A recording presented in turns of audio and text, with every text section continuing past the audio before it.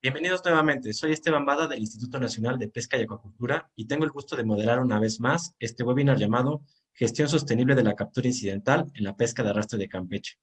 Este proyecto tiene como objetivo reducir el impacto negativo al ecosistema y lograr una pesca de arrastre de camarón sostenible en la región del Caribe de América Latina, mediante la aplicación de un enfoque ecosistémico de la pesca, incluyendo la gestión de la captura incidental y el impacto del hábitat. Y como propósito, fortalecer la capacidad de resistencia de las comunidades costeras a través de la promoción de prácticas responsables de la pesca y de mejora de medios de vida y la diversificación que contribuyan a la seguridad alimentaria y la erradicación de la pobreza. Esto está repartido en cuatro componentes que son mejora de los mecanismos institucionales y marcos normativos para la pesca de camarón y la cogestión de la captura incidental dentro del marco del enfoque ecosistémico de la pesca, fortalecimiento de las prácticas de arrastre responsable dentro del enfoque ecosistémico de la pesca, promoción de medios de vida sostenibles y equitativos a través de la mejora y la diversificación, y seguimiento del progreso del proyecto de evaluación y difusión de la información y la comunicación. Hoy, en su segundo día llamado Acciones para el enfoque ecosistémico en la pesca de camarón, se abordarán temas del segundo componente respecto al sistema de monitoreo de la captura incidental, como parte fundamental para el suministro de la información necesaria para el manejo de la pesquería con un enfoque ecosistémico. Tengo el agrado de presentarles al invitado especial del día de hoy, al doctor Alejandro Flores, con el tema Perspectiva Regional del Desarrollo Sostenible de la Pesca en Latinoamérica y el Caribe. Sin más preámbulo, le doy la palabra al doctor Alejandro Flores. Muy buenos días a todas y todos. Muchísimas gracias por la invitación. Antes de iniciar, sé que es muy breve el tiempo, pero para mí es muy importante felicitar al INAPESCA, a su equipo de trabajo, al doctor Pablo Arenas, sobre todo al doctor Isaac Rojas y en particular también a Cecilia Quiroga por la conducción de todos esos esfuerzos que han llevado a logros muy, muy importantes, que se suman a los de los demás países que han hecho del REVICLAC un éxito y un ejemplo para otras regiones del mundo. Pues bien, voy a tratar de compartir aquí pantalla. Si me permite, no sé si ven mi pantalla. Sí, doctor Alejandro. Sí, entonces, perdón, voy a... Muy bien. ¿Sí se ve, perdón? Sí, ¿verdad? Sí. De acuerdo. Pues bueno, yo voy a tratar de compartir algunas reflexiones con ustedes relacionadas con la pesca y sus retos aquí en la región, en América Latina y el Caribe. Una breve mirada a las cifras de producción, los principales retos de la región, incluidos pues un pantallazo a lo que está ocurriendo con la pandemia, los efectos que está teniendo y algunos mensajes finales que espero hacer en los 10 minutos que me han asignado. Bueno, pues probablemente todos han visto las cifras últimas del Estado Mundial de la Pesca y la Acuicultura de la FAO, que revelan pues que se ha alcanzado un récord histórico de casi 180 millones de toneladas en la pesca, pesca y acuicultura, es decir, producción pesquera global. Y bueno, en los últimos 3 años hubo un ligero repunte de una tendencia que veníamos observando, una tendencia decreciente de la pesca, sobre todo marina a escala global. Hubo un repunte de un 5.4%, superando 90 millones de toneladas. Sí se estima que se estabiliza la producción global pesquera en alrededor de 90 millones de toneladas. O sea, va a ser una oscilación alrededor de esa cifra. Por otro lado, la acuicultura pues alcanzó ya 82 millones de toneladas, lo que significa un 46% del total de la producción pesquera global. Otro mensaje creo importante aquí es que ya desde hace aproximadamente 5 años, más del 50% del consumo humano directo de productos pesquero-acuícolas proviene de la acuicultura, ¿no? Sin embargo, aun cuando también tenemos una tendencia decreciente, aún hay 22 millones de toneladas que se destinan a reducción para harina de pescado y aceite de pescado. Es decir, muchas de estas especies son de alto valor nutricional y bueno, pues hay un debate todavía, inclusive ético al respecto, pero hay una tendencia decreciente en el uso no directo, no humano directo de productos de la pesca. Y algo que también se repite es que la tasa de crecimiento, esta tasa de crecimiento de la producción pesquera global, supera ya por alrededor de una década al crecimiento poblacional. Y esto es importante porque, claro, si dividiéramos la producción global pesquera entre los requerimientos, por ejemplo, proteicos individuales de la población, si hubiera la manera de repartir esto, pues nadie pasaría hambre. Como sabemos, desafortunadamente, pues nadie produce para regalar y hay asimetrías entre las regiones en la producción pesquera. Hay quienes no producen absolutamente nada.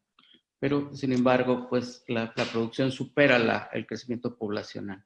Y también ya por más de 5 años, la producción pesquera global supera la de carne de res, de pollo y de cerdo. Y tenemos los datos últimos que dan cuenta justamente de este incremento. Bien, bueno, esta gráfica nos evidencia una caída sustancial de la producción por pesca de captura en la región, ¿verdad? Tenemos una caída de casi el 50% de la pesca marina en 2 décadas. Obviamente está muy influenciado con la producción derivada de las pesquerías tales como anchoveta de Perú y jurel de Chile, que son las principales, pero en términos globales en la región, pues sí tenemos una caída sustancial. Por otro lado, en contraste, la acuicultura creció más de 10 veces en el mismo periodo y seguimos denotando una debilidad estructural muy importante en prácticamente todos los países. Digo prácticamente porque hay algunos países que llevan sus estadísticas, sobre todo de la pesca continental, pues de manera bastante razonable. Sin embargo, en términos generales, se observa una debilidad en las estadísticas de la pesca continental, lo que puede seguramente estar subreportando la producción en este ámbito. Bueno, los principales productores, ahí está México en términos de captura, y bueno, acuacultura, Chile. Bien, no voy a detener mucho, hay muy poco tiempo, pero como vemos la contracción que ha tenido entre el 2000 y 2017, sobre todo las pesquerías, una pesquería global como es la de Perú, es decir, tiene una influencia global muy importante, una contracción de más del 50%, en Chile también, y una grata sorpresa, vemos que México es el único país de estos seleccionados aquí de la región, los principales productores, que registra un incremento en la producción pesquera en este mismo periodo. Bien, aquí para detener un minuto nada más para comentar sobre el consumo de pescado en la región. Tenemos ahí una selección de países con una varianza muy amplia. Tenemos países con un consumo tan alto como Guyana, que de hecho supera los 36 kilos per cápita por año, y en el otro extremo Bolivia con 1 kilo per cápita por año. ¿Es mucho o es poco? Bueno, la recomendación esto anda en algunos casos el 12, en otros el 16, depende de la fuente, pero para nosotros es aproximadamente 12.7 kilogramos per cápita por año. Es la recomendación para tener, junto con un consumo balanceado de otros grupos de alimentos, una vida sana. El promedio en América Latina es 9.9 kilos y el global, pues es exactamente el doble, ¿verdad? Alrededor de casi 21 kilogramos per cápita por año. Recordemos que estos son promedios. Dentro de los propios países hay una varianza muy importante porque hay lugares donde no se consume pescado y otros donde se consume demasiado. Y aquí hicimos hace algunos años una medición de la contribución de la pesca a la seguridad alimentaria en algunas poblaciones indígenas y remotas, en algunas zonas del Amazonas y del Orinoco, donde las personas consumen más de 100 kilogramos per cápita. Bien, ¿cómo está el empleo en el sector pesquero regional? Pues yo pongo aquí énfasis en la palabra oficialmente porque hay una subestimación importante, dada la debilidad de muchos sistemas de registro y estadísticos. Entonces, oficialmente se estiman por arriba de 2 millones de empleos directos en la pesca, el 85% de los cuales se vinculan a la pesca artesanal.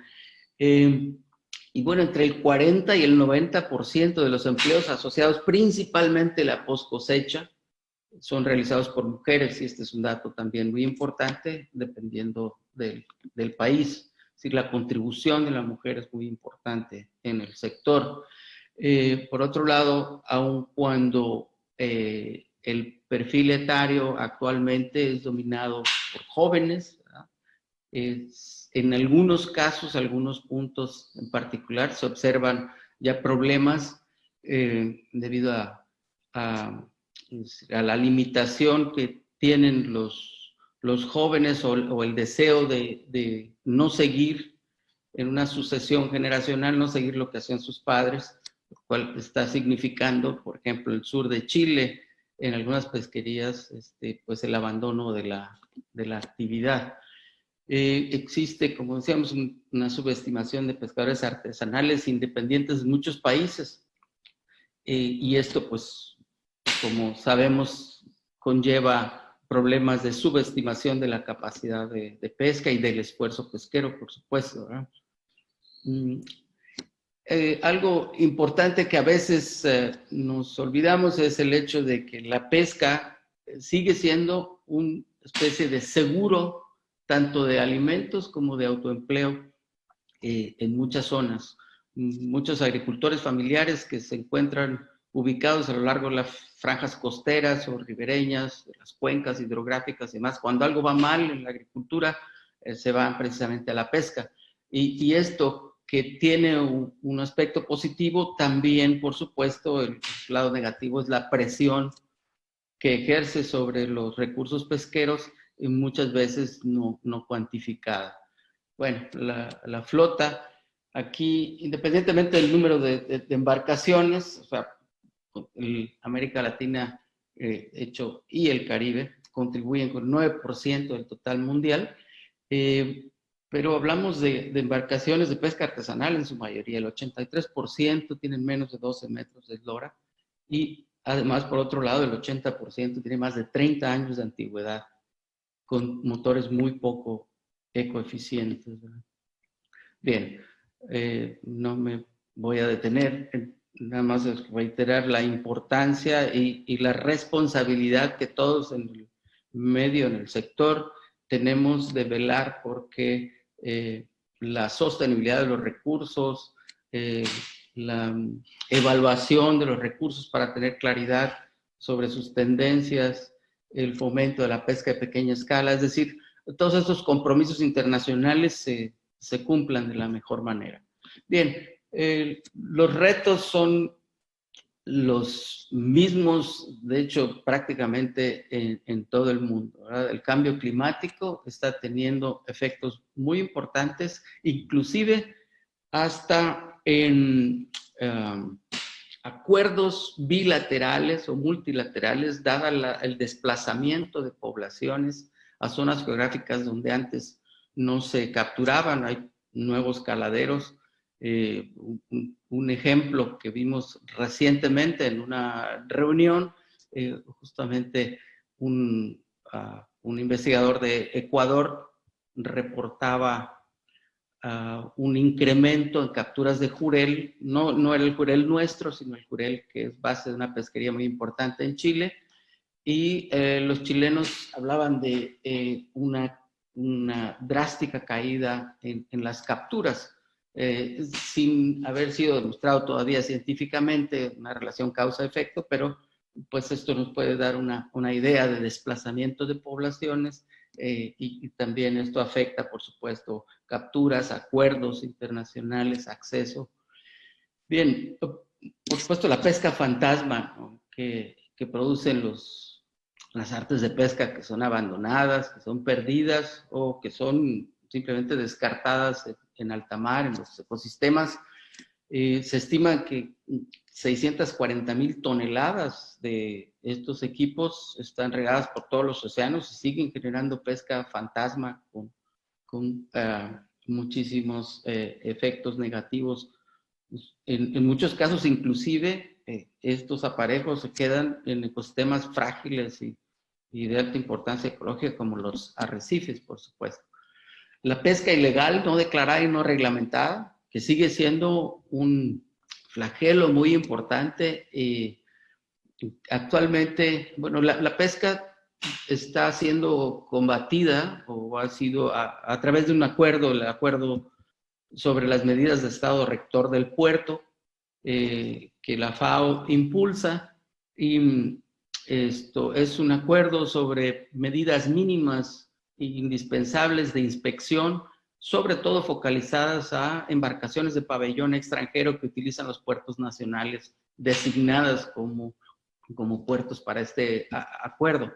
En la región hay 14 países que son parte del acuerdo sobre las medidas de estado rector del puerto. Ojalá México, nuestro país, pronto adhiera. Creo que es muy importante. Ahora, si bien el acuerdo focaliza sobre embarcaciones de pabellón internacional, también sus instrumentos conexos comprometen a los países a velar porque no se realice pesca ilegal en ninguna de sus modalidades en sus aguas jurisdiccionales, y esto tiene que ver también con la pesca artesanal, que es la menos cuantificada, y sin embargo hay pesca ilegal de manera muy profusa en muchos de nuestros países, ¿verdad?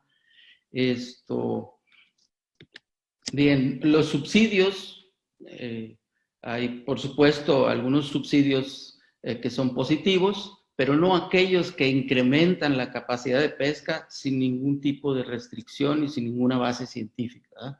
Entonces, estos también siguen siendo uno de los retos importantes. Hay acuerdos, hay negociaciones internacionales, hay resistencias de muchos países, pero a final de cuentas, si se pone como prioridad la capacidad biológica de los recursos, pues los subsidios pueden ser muy nocivos cuando no se focalizan adecuadamente. Un reto importante para las diferentes pesquerías es la creciente exigencia de los mercados internacionales por una mejor trazabilidad y la comprobación de la legal procedencia y la sostenibilidad de las prácticas de captura. Entonces, bueno, este es un reto, pero hay nuevos instrumentos, como sabemos, hay un impulso muy fuerte al mejoramiento de programas de pesca en los países, tendientes justamente a acceder a esos mercados. También es algo muy común y es un reto todavía no solucionado en muchos países, los conflictos por acceso a recursos, a zonas, a caladeros. Esto no está resuelto. Ojalá la base de la asignación pues sea la pesca basada en derechos, pero inclusive la definición de esos derechos ha sido compleja, no siempre es fácil y sigue siendo un reto para el sector. México es uno de los países privilegiados en ese sentido de la evaluación del acceso a recursos y capacidades para la evaluación y monitoreo de sus recursos pesqueros. Pero el común denominador en la mayoría de los países, sobre todo cuyas economías son muy pequeñas, es justamente la carencia de un sistema regular y de una fortaleza en su sector, en la institución rectora de la pesca. Y por supuesto, esto representa uno de los principales retos. No está de más recordar y agradecer nuevamente al INAPESCA por la disposición que mostró con los países de América Central para hacer una campaña de evaluación de recursos, una campaña de investigación oceanográfica pesquera hace un par de años, que ha permitido a muchos países contar con información por primera vez, información importante sobre sus recursos como una base para tomar decisiones. Bien, la gobernanza de las áreas fuera de la jurisdicción nacional, que también es un ámbito nuevo en las conversaciones internacionales, en las decisiones. ¿Qué pasa fuera de las aguas de jurisdicción nacional, donde muchas de las especies altamente migratorias y de alto valor comercial, pues son capturadas por diversas flotas? Los organismos regionales de ordenación pesquera pues tienen una labor importante, pero eso es una condición necesaria, pero no suficiente. Entonces hay una serie de conversaciones que siguen al más alto nivel, facilitadas por la ONU, y bueno, esperemos que se llegue a un pronto acuerdo con beneficio para todos los sectores, sin dejar, por supuesto, la pesca fuera, como hay algunas voces que quieren hacerlo, pero haciéndolo también para la protección de los ecosistemas y su biodiversidad. Bien, y bueno, finalmente otro reto político es que existe, por lo general, en la región, una muy limitada jerarquía política e institucional de la pesca. Solo hay dos ministerios en América Latina y el Caribe específicos para pesca. Uno es Nicaragua, el Instituto Nicaragüense de la Pesca tiene rango ministerial directamente asignado por la Presidencia de la República, y Venezuela.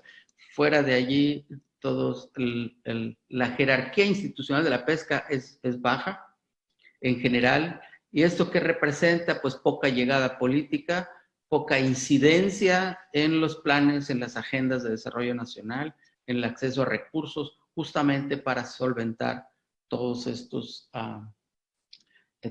retos y problemas de los que hablamos. Bueno, algunos efectos de la pandemia observados en el sector de la pesca. Vemos una contracción de la demanda en algunos países entre 40 y el 75%. O sea, en todos los países ha habido una contracción importante de demanda, y esta fluctúa entre 40 y 75%. Por supuesto, las exportaciones han sido restringidas. Las restricciones de movilidad, sobre todo en las primeras fases de la pandemia, han afectado las cadenas de suministro en muchos países. Los productores no pueden vender y los consumidores no habían podido consumir por la falta de transporte. El monitoreo, por supuesto, de los stocks pesqueros se ha suspendido en muchos casos. Y si a esto le añadimos pesca ilegal por falta de vigilancia, pues una combinación perversa muy, muy complicada. Las plantas de procesamiento han disminuido su capacidad operativa, inclusive dejando sin empleo a mucha gente, ¿no? Algo que parece menor y no lo es muchos talleres, refaccionarias permanecen cerradas. Entonces las embarcaciones, es decir, las tripulaciones, las organizaciones pesqueras no pueden acceder a ese tipo de partes que son fundamentales, como también la venta de suministros de aparejos de pesca, de artes de pesca, pues ha estado muy restringida. Muchos de ellos son de importación, entonces ha tenido problemas. Y por supuesto los consumidores, al otro lado al otro extremo de la cadena, pues han percibido como una pérdida de la inspección de inocuidad, por lo tanto hay un mayor temor a consumir. Esto ha disparado, por otro lado, por supuesto, el consumo de productos en conserva. Atún enlatado se ha disparado muchísimo, pero muchos pescadores, sobre todo la pesca artesanal, que depende de la venta de su producto pues, en fresco, pues, se ha visto afectado significativamente. Bueno, pues algunos mensajes finales. Como decíamos, es muy probable que en la región, con las pesquerías tradicionales, es decir, si no hay pesca exploratoria y apertura de nuevas pesquerías, los volúmenes se estabilicen alrededor de 15 millones de toneladas y ha estado muy bajo, de hecho, menos de 12 millones de toneladas en los últimos años. Sí urge una priorización, y este es un énfasis que hay que dar permanentemente. Urge que los países prioricen todo un sistema regular, robusto de evaluación y monitoreo de sus recursos pesqueros. Y esto conlleva pues asignar los recursos humanos, materiales y financieros necesarios. Normalmente esto no se prioriza en la mayoría de los países y pues desafortunadamente esto conlleva situaciones irreversibles posteriormente para recuperación de poblaciones en sobreexplotación. Es decir, es muy tarde que se dan cuenta y con esto quiero decir que hay países que están utilizando, no voy a decir nombres, pero por supuesto hay países que están utilizando información que obtuvieron hace 20 años. Y ustedes conocen la dinámica del sector. Esto requiere de una evaluación de stocks casi permanente, un monitoreo de esos recursos de manera muy regular. También, por supuesto, debemos promover los sistemas de participación social en el manejo de las pesquerías. Hoy más que nunca es fundamental fomentar, promover e instalar el comanejo, programas de comanejo informado de las comunidades. Las comunidades cuando internalizan la importancia del seguimiento de sus recursos, la importancia de respetar las medidas de ordenamiento, significan la fuerza más importante para la conservación y el equilibrio. Y por supuesto, pues el combate a la pesca ilegal, no declarada y no reglamentada, que hay que continuar, hay que identificar los puntos débiles y hay que fortalecer la articulación interinstitucional y con una permanente también conciencia social. Existen algunos lugares donde hasta en los restaurantes se empieza a poner por qué no consumir tal especie, cuáles son las épocas de veda, en fin, esa conciencia social también contribuye de manera importante. Pues yo les agradezco no haberse dormido y estoy a su disposición. Muchas gracias. Muchas gracias, doctor Alejandro. Tengo el gusto de presentar a los ponentes del día de hoy, al doctor Armando Guaquira con su presentación Composición y distribución espaciotemporal de camarón en la captura incidental, a la doctora Julia Ramos que nos hablará de indicadores de biodiversidad de la captura incidental en la pesquería de arrastre de camarón en Campeche, de la doctora Cecilia Quiroga con el tema Interacción de la pesca ribereña en Yucatán y Campeche con las capturas incidentales de la flota de arrastre de camarón en la zona de Campeche. Les comento que después de las 3 presentaciones habrá un espacio de 30 minutos para responder algunas preguntas. Los invitados especiales pueden hacer uso de la herramienta caja de preguntas en Zoom con las letras Q y A para exponer sus dudas o comentarios. Además, se tomarán en cuenta las preguntas realizadas en Facebook Live de Linapesca. Sin más, le doy la palabra al doctor Armando.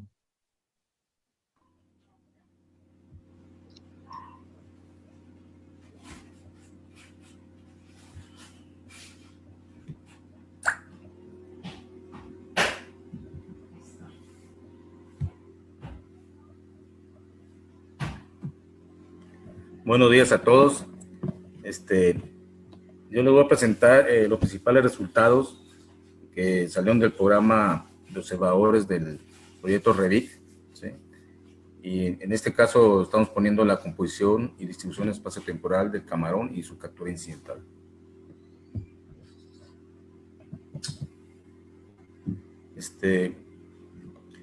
Como objetivos, no, se me pasó una, ok. Todos sabemos que para dar recomendaciones de manejo pesquero tenemos que tener conocimiento del comportamiento de los indicadores biológicos pesqueros, ¿no? En este caso, la pesquería de camarón rosado en el Son de Campeche. ¿Sí? Dentro de esto, pues sabemos que esta información es prioritaria para el plan de manejo pesquero del camarón rosado, ¿no? Los objetivos de este trabajo son muy sencillos, pero muy importantes, ¿sí? Y provienen de un programa de observadores que se realizó en la zona de Campeche con el proyecto REVIC, ¿no? Y bueno, el objetivo en este caso es conocer el comportamiento del espacio temporal de indicadores biológicos pesqueros de la pesca de camarón y su captura incidental, ¿no?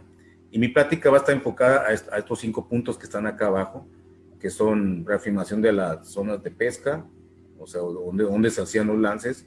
2, definición de espacio temporal de los rendimientos pesqueros, tanto del camarón como de la captura incidental. Y 3, distribución de tallas de camarón. También vamos a hablar sobre la estimación de la relación entre la captura objetivo, que es el camarón o especie objetivo, y la captura incidental. Y por último, hablaremos también de la composición de la captura incidental. Todo este programa de trabajo que se hizo sobre el programa observadores se basó en tres columnas vertebrales, ¿no? 3 partes importantes que se consideraron que fue el primero, elaborar un manual de observadores, el cual tuvo 3 puntos importantes, que uno fue cómo se debe comportar el observador dentro de arriba de la embarcación. B, qué instrucciones debe tener para hacer los muestreos, ¿sí? Tanto de la fauna como de camarón. Y bueno, y la última, que es cómo llenar los formatos de esos datos, ¿no? También esta otra parte importante fue elaborar una guía de identificación de especies, ¿sí? En este caso fue una guía fotográfica y con un esquema descriptivo de 321 especies. Esta guía pues, se fue formando conforme fue pasando el programa, y bueno, y concluyó con una guía de identificación, ¿no? Y por último, no menos importante, es la base de datos que estandarizó y sistematizó toda la información, ¿no? Podemos decir que para esto pues se hicieron 3 cursos de observadores del 2016-2018. Se monitorearon alrededor de 33 viajes comerciales, ¿sí? Se apoyó en 8 viajes de monitoreo de veda y 3 viajes de pesca experimental, ¿no? Aquí quiero hacer énfasis que la información que se usó para los cálculos de captura incidental pues fueron de los viajes comerciales, ¿no? Y los viajes de monitoreo de veda pues era para ver cómo el estado que tenían los recursos en ese momento en el periodo de veda.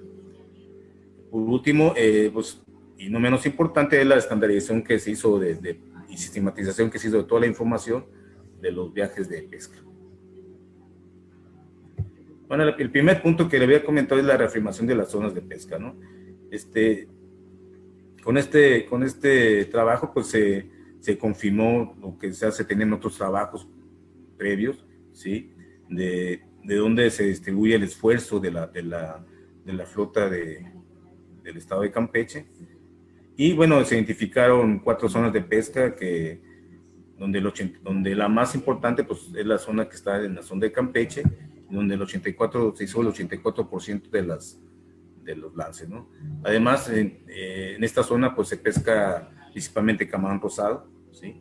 Luego se identificaron otras zonas que es la de Tabasco, que es una parte de alta mar, donde se pesca el camarón café, que es el Fanfantepeneus o Peneus aztecos, dependiendo de dónde lo tomemos.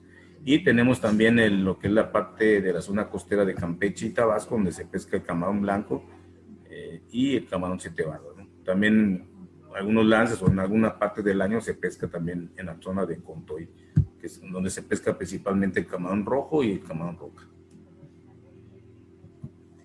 Bueno, hablando de cómo se comportaban los rendimientos de pesca de camarón, tanto estacional, pues dividimos en 2 estaciones el trabajo, aunque bueno, se lo tenemos de forma mensual. Una época de nortes que va de noviembre a febrero y de una época de secas que va de marzo a mayo, ¿no? En la época de norte, pues podemos observar que se encuentran los mayores rendimientos de pesca, ¿sí? Y observamos 2 zonas, una que está en la zona norte y otra en la zona sur, ¿no? En la zona centro de la parte de la zona de Campeche. En cuanto a la época de secas, pues encontramos muy homogénea la distribución de los rendimientos, aunque encontramos un pequeño cuadrante con un aumento de los rendimientos, ¿no? Esto podría estar relacionado tal vez con hemos hecho estudios en la zona de Celestún y marzo, especialmente marzo es la época cuando mayor reclutamiento de camarón tenemos en mar, ¿no? Que podrían estar relacionadas con esa zona. En cuanto a los rendimientos de captura incidental, pues tenemos que la época cuando se presenta mayor rendimiento de captura incidental se encuentra en la zona en la época de nortes y especialmente en la zona costera, ¿no? En la zona costera tenemos mayores rendimientos de captura incidental y esto se presentó igual en la zona de épocas de secas, ¿no? Entonces esto es bien importante en dado caso de que alguna vez quisiéramos recomendar zonas donde evitemos tener mucha fauna de acompañamiento o captura incidental, podrían ser estas zonas costeras, ¿no?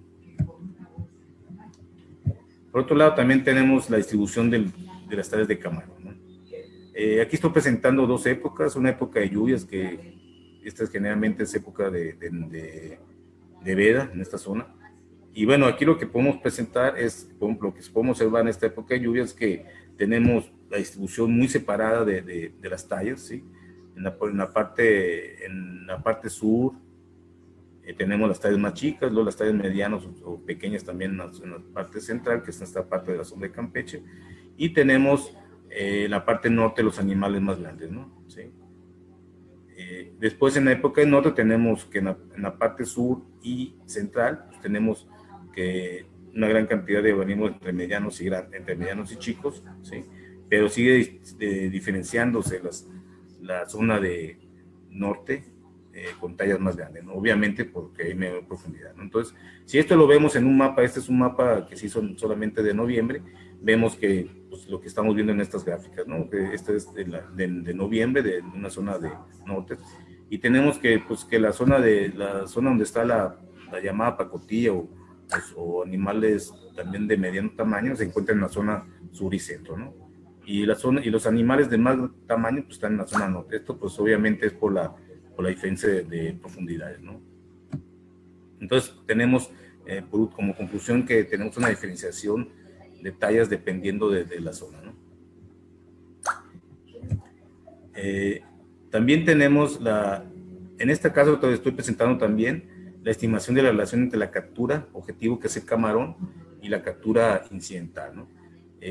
Aquí arriba estoy poniendo las 4 zonas en que estaba comentando, y los rendimientos de camarón pues se observan, son muy parecidos, ¿sí? Estamos hablando de 12 a 15, aunque bueno, si hacemos un análisis estadístico sí resultan diferentes por ejemplo la zona de Campeche, ¿no? O sea, sí significa que es mayor el rendimiento de la zona de Campeche y que eso se ve reflejado, que se realizan el mayor número de lances en esa zona, ¿no? Pero si nos vamos en el rendimiento de captura incidental, pues ahí sí cambian las cosas, ¿no? Si se fijan, tenemos que en la zona de Tabasco y Campeche, zona cosa también de estas dos entidades, tenemos un gran aumento del rendimiento de la pesca incidental, ¿no? Estamos hablando de 83 a 43. Si esto lo llevamos a un esquema más que sea mayor entendible para las personas, y te decimos cuántos kilos de captura incidental se capturan por cada kilo de camarón, pues aquí lo vemos, ¿no? Aquí lo vemos en esta zona que está acá abajo. Tenemos que la zona donde mayor está esa relación, pues se encuentra en la zona de Tabasco y Campeche, ¿no? Que va de 1 a 8, y en Tabasco alta mar de 1 a 3, de 1 a 3.3, ¿no? Y aquí están sus intervalos, ¿no? Sí. Entonces esta zona costera, pues es una zona con alta incidencia de captura incidental. Bueno, ya poniendo ya en perspectiva de un mapa, y bueno, aquí les presentamos lo que es las gráficas en pastel, ¿sí? Lo verde, pues es la parte, es lo que corresponde a la captura incidental, y lo rosa o rojo, o rosa, que es rojo, representa al camarón, ¿no? Si observan ustedes, pues se presenta lo mismo que ya mencioné anteriormente, donde pues la mayor cantidad o el mayor porcentaje de captura incidental se presenta en la zona costera y en la zona de Tabasco, Altamar, ¿no? Y aquí lo vemos claramente. Pero ¿cómo está la composición de esta captura incidental? Bueno, pues en total se identificaron 182 géneros, ¿sí? Y 321 especies, de las cuales 25 de ellas representan la mayoría, ¿no? 55% de las capturas incidentales, ¿no? De la captura total, ¿sí? ¿Y cómo estaba compuesta esta captura? Pues está compuesta principalmente de peces óseos, en la mayor parte de los casos de las zonas está arriba del 70%, ¿sí? Y bueno, dependiendo de la zona, pues es más importante a veces los moluscos o los lamobranquios, que son los que se componen por rayas y tiburones, ¿no? En este caso son más rayas, ¿no? Los tiburones no fueron muy representativos en esta captura incidental. Si nos vamos a las principales especies de la captura incidental, estamos viendo que, bueno, en esta figura lo que está en color carne es lo que es carne o naranja, muy claro, es la captura descartada, ¿no? La captura descartada que se tira al mar sin ningún uso. Y lo que está en verde es la captura retenida, o sea, la que los pescadores retienen o conservan porque tiene una utilidad comercial, ¿no? En este caso, por ejemplo, la que mayor cantidad hay de captura incidental es el Cynodus foetum, que es un sinodidad de la familia sinodidad, le dicen chile, ese es su nombre común, o en otra parte le dicen culebra, ¿sí? Y bueno, si se fijan, pues la mayor parte es descartada, pero una parte pequeña es retenida. ¿Por qué es retenida? Porque es utilizada por la flota palangrera como carnada, ¿no? Y tenemos así para todas las especies, ¿sí? Tenemos aquí alrededor de 7, 8 especies que se retienen para usos comerciales. Los más importantes son la raya americana o la raya blanca, que es el balá, que es el Hipanus americanus. También tenemos el Lujanus campechanos, que es el guachinango, ¿sí? Y tenemos también lo que es el Tosiduscus PLA, que es el calamar, ¿no? Esas son las tres más importantes especies que se retienen para manera comercial, ¿no? Y también tenemos aquí la Lujanus cynagris, que es la rubia, ¿no? Y por último, pues les estoy presentando qué perspectivas tenemos, ¿no? Pues sería importante la continuidad de este programa, ¿sí? Aunque bueno, pues ya sabemos que se tiene una gran cantidad de información de calidad, ¿sí? Que no se había tenido en otros tiempos, pero esto pues implica tener recursos tanto económicos como humanos, ¿sí? Y que bueno, en estos tiempos pues es difícil, ¿no? Entonces, por lo tanto, pues necesitamos buscar mecanismos de financiamiento para dar continuidad a este programa, ¿no? Para esto pues se necesita un grupo de personas donde cada quien tenga su parte del trabajo, pues, desde los observadores hasta las personas que revisan los formatos ya llenos, y las personas que los capturan, y la persona que maneja la base de datos. Entonces necesitamos tener un gran equipo para continuar con este proyecto, ¿no? Y por último, pero no menos importante, hay que recordar que una de las cosas importantes de Camarón es que tenemos dificultad en buscar nuevos mercados, ¿no? Los precios del camarón no han subido, por lo menos lo que marca en los precios de la viga, pues no han aumentado en casi 10 años, 15 años, ¿no? Y tiene una fluctuación muy grande. Entonces eso nos hace la necesidad de buscar nuevos mercados, ¿no? Posiblemente una certificación internacional es difícil, pero se puede hacer. Y bueno, ¿cuál sería la base para tener eso? Pues tener un programa de observadores que nos diera información de cómo está el recurso y cómo está lo que es la captura incidental. Y bueno, creo que es todo. Gracias. Muchas gracias, doctor Armando. Les recuerdo a todos los oyentes que al final habrá un espacio de 30 minutos para preguntas y respuestas que se encuentran en la herramienta Zoom o en el Facebook del Instituto. A continuación, le doy la palabra a la doctora Julia.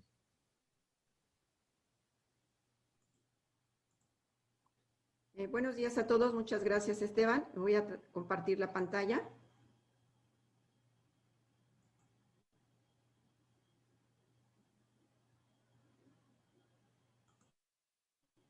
Bueno, muy bien. Este trabajo, entonces, se basa en calcular indicadores de biodiversidad como línea base para poder tener un seguimiento en un futuro y ver cómo se está comportando esta biodiversidad en el gran ecosistema del Golfo de México en la parte sur. Bueno, esto entonces forma parte del plan de manejo y es una actividad de las que se tiene mucha importancia. Entonces, a manera de introducción, ¿por qué es importante conocer la biodiversidad? Como ustedes sabrán, pues la biodiversidad son todas las plantas, animales existentes, pero tenemos que tomar en cuenta que estos nos dan bienes y servicios. Y estos bienes y servicios, pues nosotros los utilizamos continuamente, pero hay que tener en cuenta que los recursos no son inagotables, ¿no? Y que si no los cuidamos pueden en algún momento disminuir en abundancia y entonces pues ya no nos van a dar los bienes y servicios que nosotros deseamos. Entonces aquí nada más a manera de ilustración, vean la estructura de la comunidad, cómo tenemos desde pequeños organismos hasta grandes organismos y cómo se vería un ecosistema. Ahora, este ecosistema normalmente ¿cómo está organizado? Pues aquí les pongo arriba al lado izquierdo un ejemplo en un esquema de cómo se organiza una comunidad. Tenemos entonces a los que dan energía, que son los productores primarios, que son los que se alimentan. El siguiente eslabón de la cadena, que son los consumidores, después los mesodepredadores y así hasta llegar a los grandes predadores tope. Si nosotros este esquema lo tratamos de mostrar en un ejemplo simple de una comunidad acuática, bueno, pues podemos ver hasta abajo, en el primer nivel, los productores primarios que son las diatomeas, después dinoflagelados que van a consumirlos y así sucesivamente hasta llegar al predador tope, ¿no? En esta zona. Pero veamos que este ecosistema tiene diferentes formas de organismos. Todos los organismos tienen una forma distinta y cada uno de ellos realiza una función específica en el ecosistema. Entonces, por eso es que tienen estas formas distintas. El que el tiburón tenga ese tipo de dientes y que tenga esas aletas es porque le permite ser más rápido y consumir más. Entonces, esto le va a permitir hacer esta función en el ecosistema. Si no consumiera el tiburón organismos, bueno, pues habríamos muchos organismos y esto no se equilibraría, ¿no? Entonces, los ecosistemas están equilibrados. Ahora, estos ecosistemas no son aislados, sino están en un ambiente específico. Y en este ambiente tenemos, bueno, pues una temperatura, una salinidad, un pH, un oxígeno, que los van a regular y modular dependiendo de cómo los organismos se adapten a los ecosistemas. Ahora, ¿por qué es importante tener la biodiversidad en el caso de las pesquerías de arrastre? Porque, como bien sabemos, las pesquerías de arrastre, la utilización de este arte de pesca, pues no solamente perturba el medio, sino que modifica la composición taxonómica de las comunidades. ¿Esto qué es? Bueno, pues la remoción, el efecto mecánico de estas redes perturban el medio. Esto puede, en algunos casos, matar huevecillos o larvas o mover el sedimento. Y bueno, pues esto descompone a los siguientes niveles de la cadena y además la pesca por sí misma pues retiene casi siempre a los consumidores más importantes. Y bueno, un dato importante es que Keller en 2005 señala que este tipo de arte de pesca es responsable de capturar casi la mitad de todos los peces y organismos marinos que se descartan a nivel mundial. Entonces, en este contexto, sabemos que todos los ecosistemas están fuertemente impactados por actividades industriales, petroleras, agrícolas, domésticas, pero también por impactos naturales y antrópicos. Entonces, no están aislados. Entonces, ¿cómo poder evaluar o cómo poder saber cómo está el ecosistema a nivel de la biodiversidad?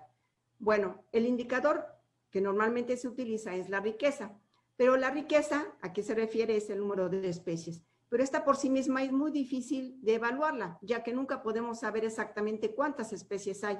Entonces tenemos que utilizar otro tipo de herramientas que nos ayuden o nos permitan tratar de tener una perspectiva de cómo está compuesta esta comunidad a nivel de biodiversidad. Entonces, una de las nuevas maneras de hacerlo es utilizando índices taxonómicos. ¿Esto qué es? Es que a partir de las características de los organismos se clasifican jerárquicamente, que es la típica clasificación linneana, y esto se utiliza para poder entonces tratar de comprender cómo está organizada una comunidad. Entonces, en este trabajo lo que hicimos y que tuvimos como objetivo fue determinar los índices de distinción taxonómica para observar la composición actual de la comunidad a partir de la fauna de las capturas de arrastre de camarón y bueno, pues que nos sirvieran de línea base para identificar los posibles cambios futuros ante perturbaciones antropogénicas y o fenómenos naturales.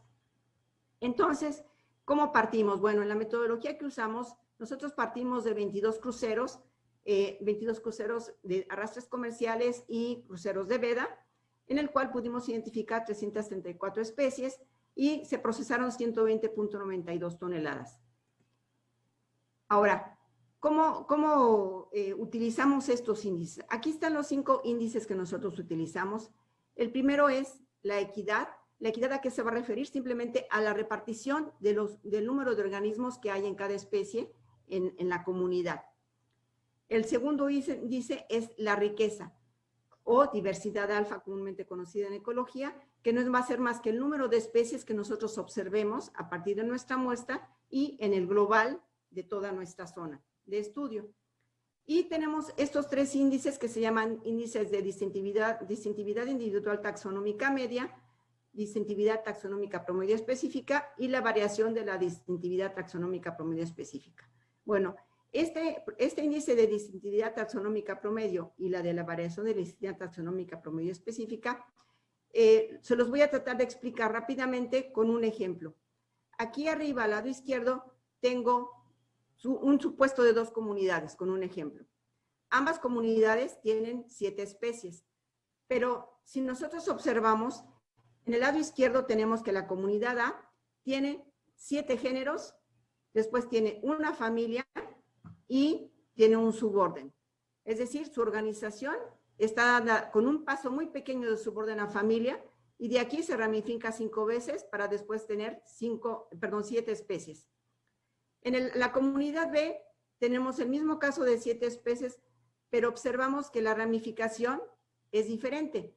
El paso de suborden a familia es de 2, después de familia a género es de 3, y de ahí de género a especie tenemos entonces una con una sola especie, un segundo género con 3 especies y otro con 3 especies.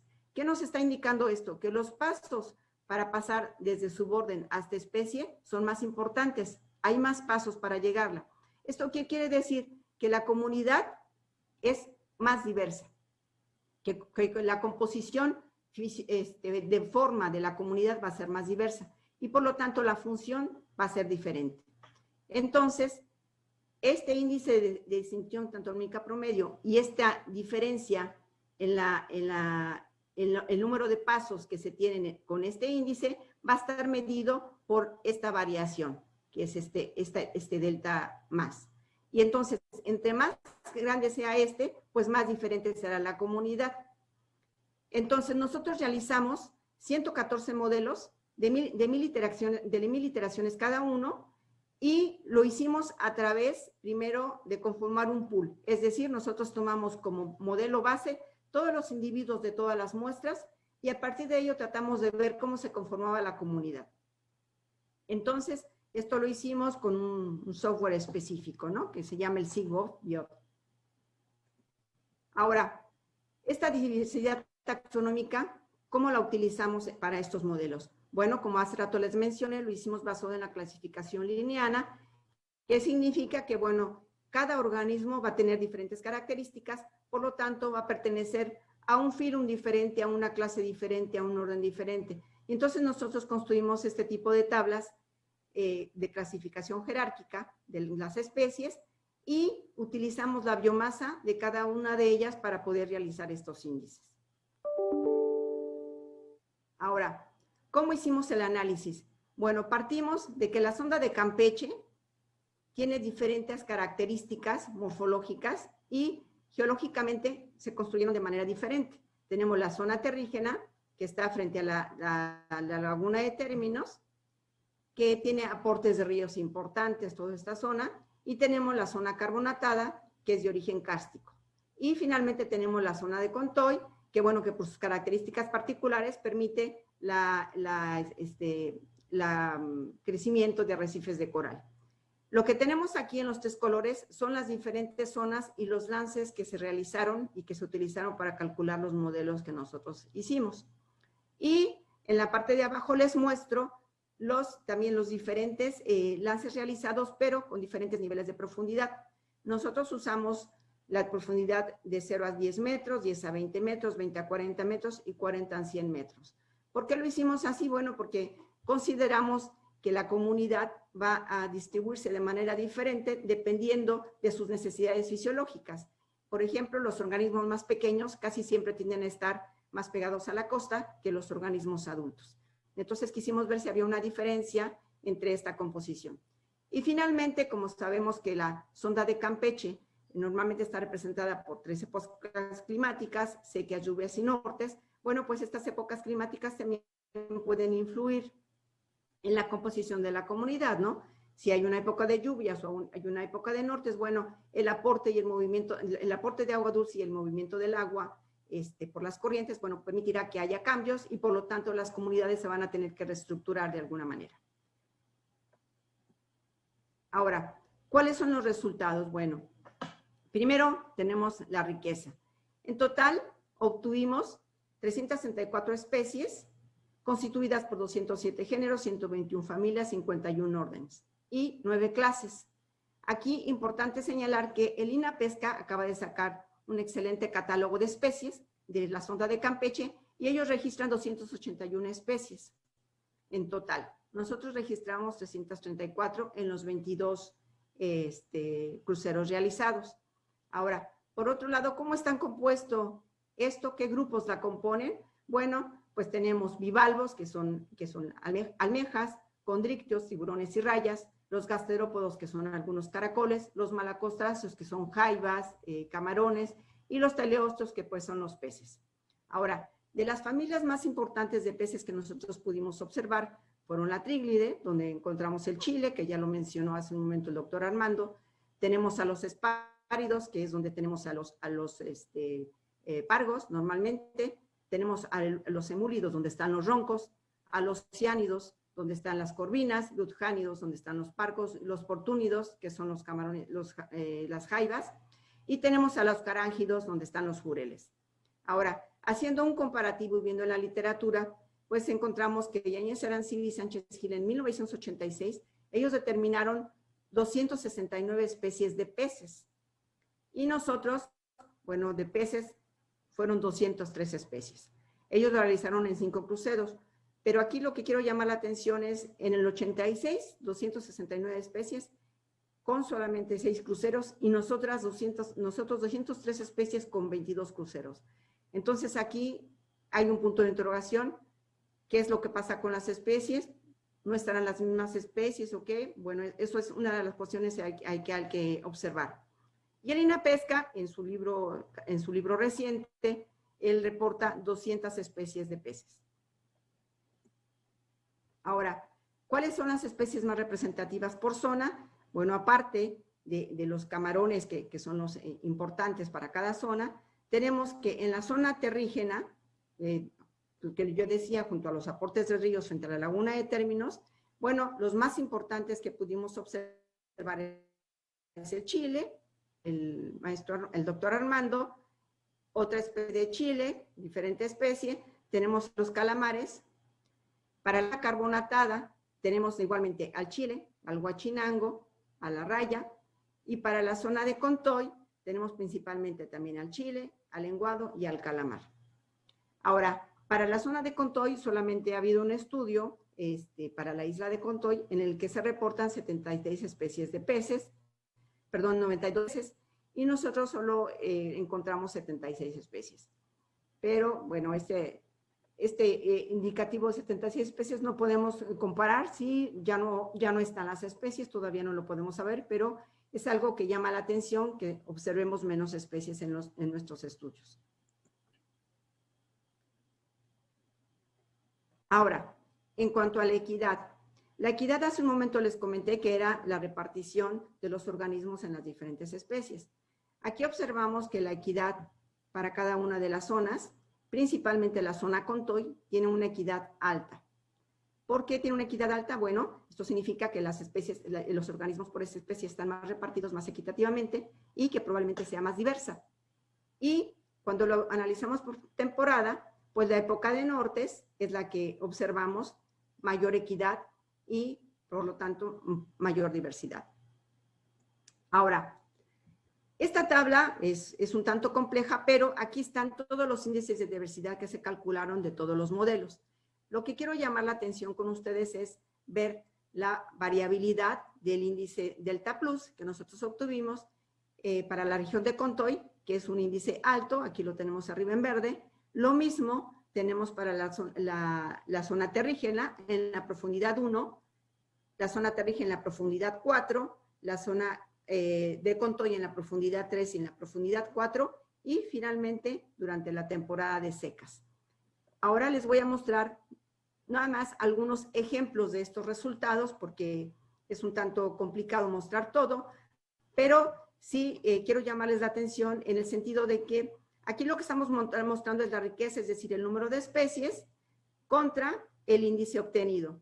Lo que tenemos en las líneas punteadas son los intervalos de confianza obtenidos para cada uno de los modelos, y lo que nosotros esperaríamos es que todos nuestros valores estuvieran dentro de estos niveles de confianza. Aquí vemos que están fuera de nuestros niveles de confianza, y el único que está en la línea es la zona carbonatada. ¿Qué es lo que podemos observar aquí?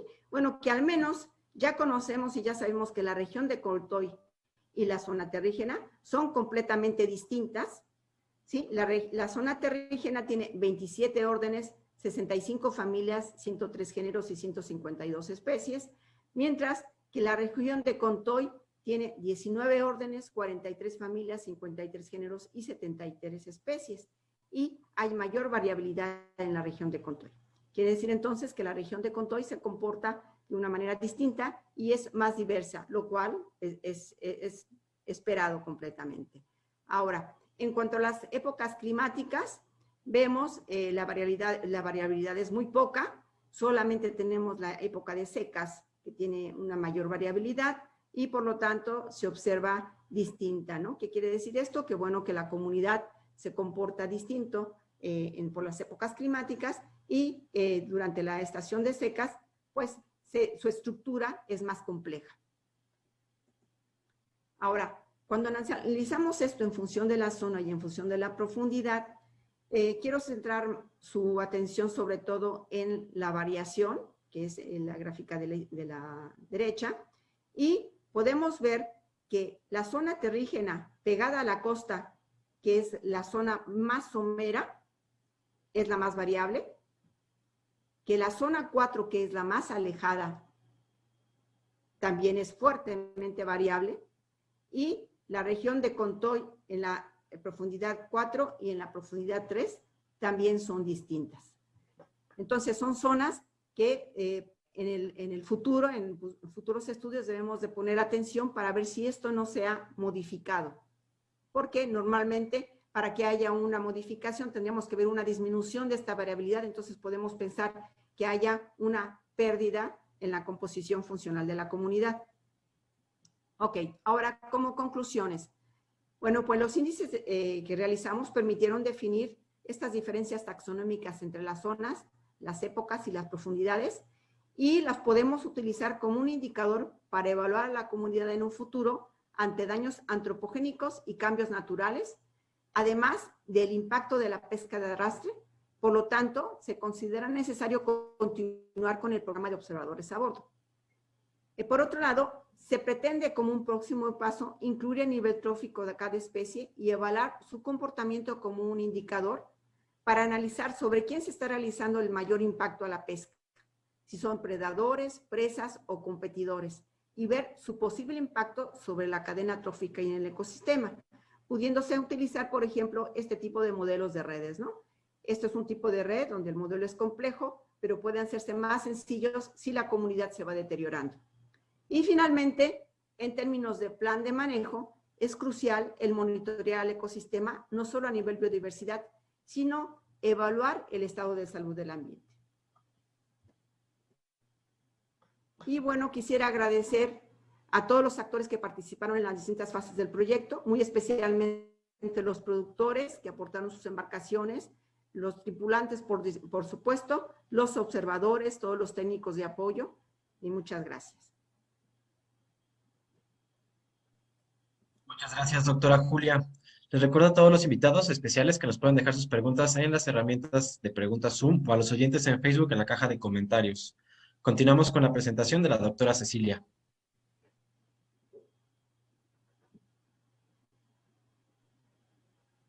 ¿Qué tal? Muy buenos días. Me da mucho gusto saludar a todos los que nos acompañan a través del Zoom y de Facebook. Y también pues agradecer al doctor Alejandro Flores por su muy interesante presentación y a mis compañeros panelistas, a Julia y Armando también por sus muy ilustrativas presentaciones. Bien, voy a presentarles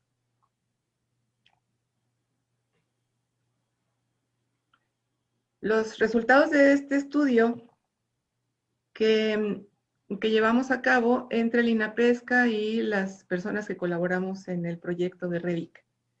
Este es un tema, la interacción de las capturas incidentales del arrastre con pesquerías artesanales.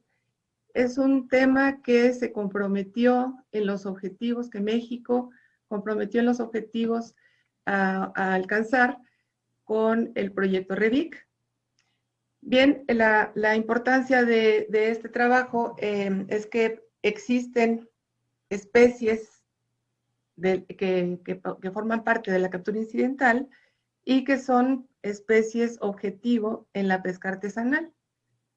Entonces, el objetivo pues, es determinar estas especies, la magnitud de la interacción que existe por cada especie y la interacción que existe también por las zonas de pesca.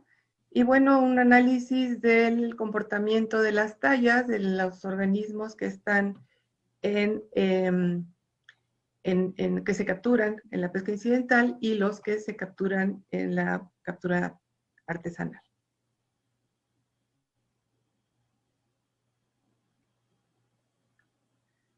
Bien, los métodos, la composición de la captura incidental la obtuvimos a través del monitoreo de viajes de pesca comercial, la información estadística de la CONAPESCA, la composición, distribución, tallas y estacionalidad de la pesca artesanal se obtuvo de los estudios que ha realizado el INAPESCA en la región desde hace muchos años, aunque la información que utilizamos solamente corresponde a 2017 y 2018 para hacer la comparativa con los resultados del monitoreo de la pesca de arrastre. Las especies que consideramos que tienen interacción, le dimos un margen muy amplio para tratar de analizar a detalle cuáles son las especies que presentan un aprovechamiento en la pesca artesanal y que sin embargo se están capturando incidentalmente, con una presencia mayor a 0.5%, no el 5, sino 0.5%. Si en cualquiera de los dos sistemas tenemos esa participación relativa, entonces la podemos considerar como especie con interacción. En un resumen muy rápido, la captura incidental en la pesca de arrastre, el 30% es camarón y el 70% es captura incidental. 321 especies identificadas, de las cuales solo 26 representan el 66% del peso total de la captura incidental. De esta captura incidental, los peces óseos representaron la escama, el 76%, elasmobranquios, tiburones y rayas, el 10%, principalmente rayas. Los crustáceos representaron el 9%, principalmente jaivas. Los moluscos, el 5%, principalmente calamar. más unos pocos equinodermos y poríferos. El 80% de la captura incidental fue descartado. De este 80% de descarte, que se regresa al mar, el 70% fueron peces en la etapa juvenil. El 20% de la captura incidental que se aprovecha como alimento en el viaje, como venta o consumo familiar. También como carnada. Se vende a barcos palangreros, a lanchas palangreras para utilizarlos como carnada. Bien, en la pesca artesanal en Tabasco, Campeche y Yucatán operan lanchas de 25 a 30 pies de fibra de vidrio con motor fuera de borda en pesquerías dirigidas a especies de cama y tiburón. Las artes de pesca, creo que ya todos las conocemos: cordel de mano, palangres, redes de enmalle, buceo con arpón, troleo. Las capturas son multiespecíficas y su composición varía según el arte, la zona y la época del año. En ambas zonas operan 10.407 pescadores, en las tres zonas, en los tres estados, y 3.371 embarcaciones con registro.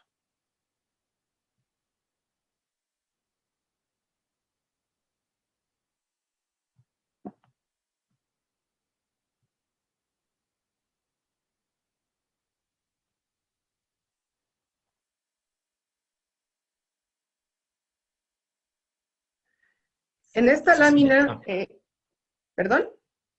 No, perdón, es que pensé que se había dejado de escuchar. Disculpa. Sí, ok, no, que como que se atoró. Bien, fíjense que contrariamente a la que pudiera parecer, realmente las especies que tienen interacción por el volumen que tienen en cada uno de los sistemas son muy pocas.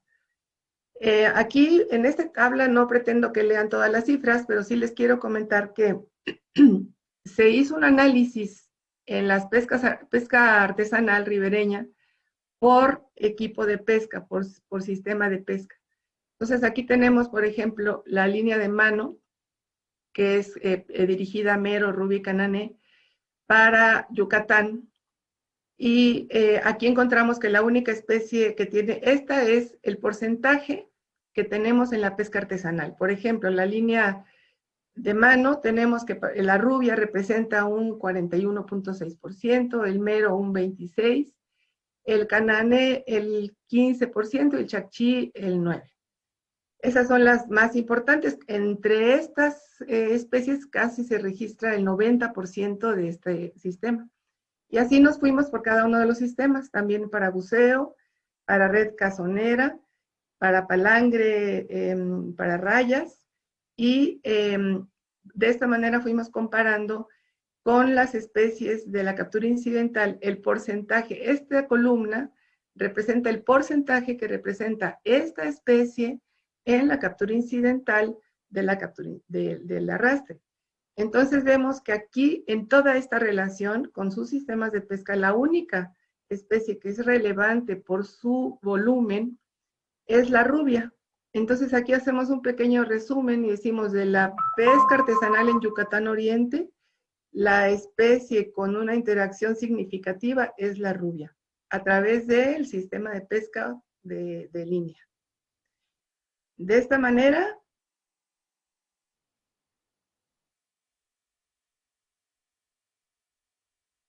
hicimos también para Campeche Norte, y aquí en amarillo pueden ver las especies que resultaron significativamente con interacción.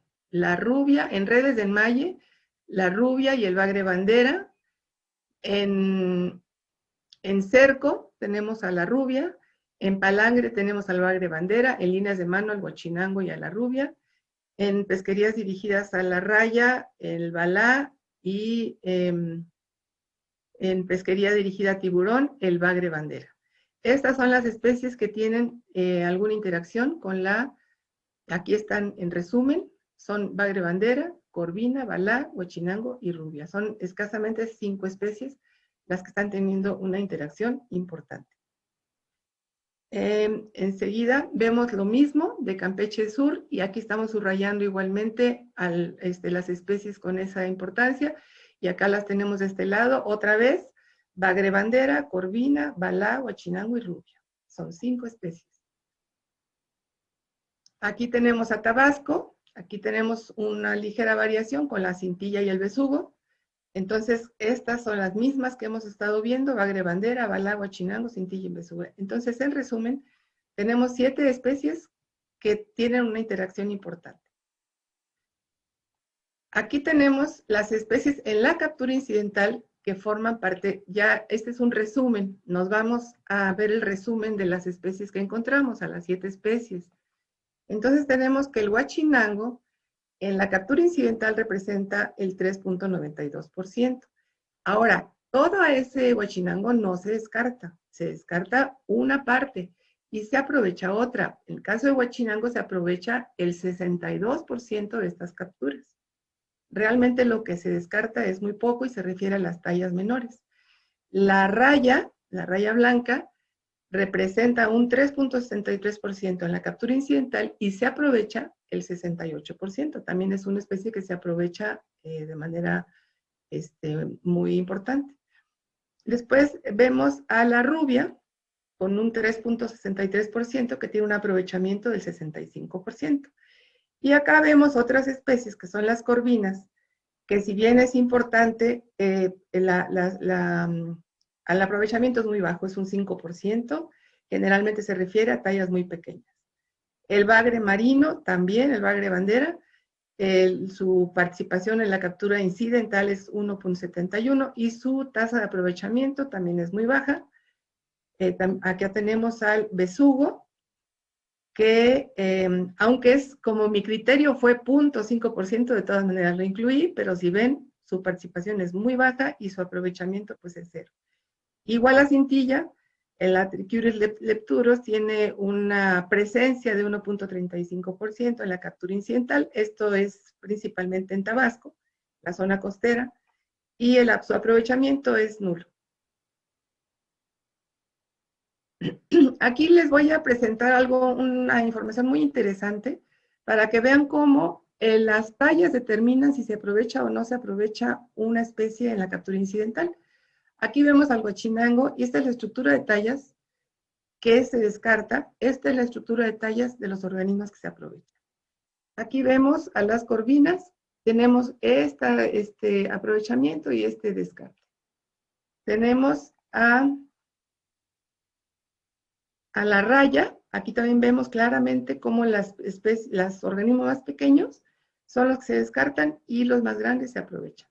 El mismo caso lo vemos para la rubia, las tallas pequeñas y las tallas grandes son las que se aprovechan. Esto es algo muy importante, que toda esta información salió del programa de observadores.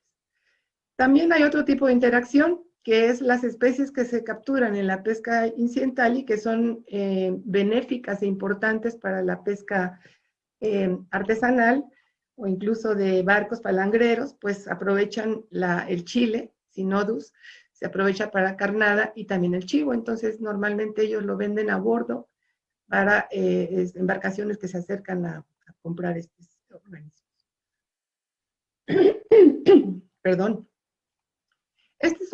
También les dije que se analizó cómo las zonas de pesca de la pesca artesanal y cómo puede hacer interacción con la zona de pesca. La zona de pesca del arrastre está de este lado, es la que está marcada con otro color. Y bueno, en este caso es la flota menor de Yucatán Oriente por sistema de pesca. Se refiere a la pesca con línea y buceo. Ustedes ven el área de distribución de los lances. Esto se refiere a el palangre, donde trabajan. Estamos hablando de la costa oriente de Yucatán. Y esta es con redes, ¿no? Esta es la parte que se usan redes.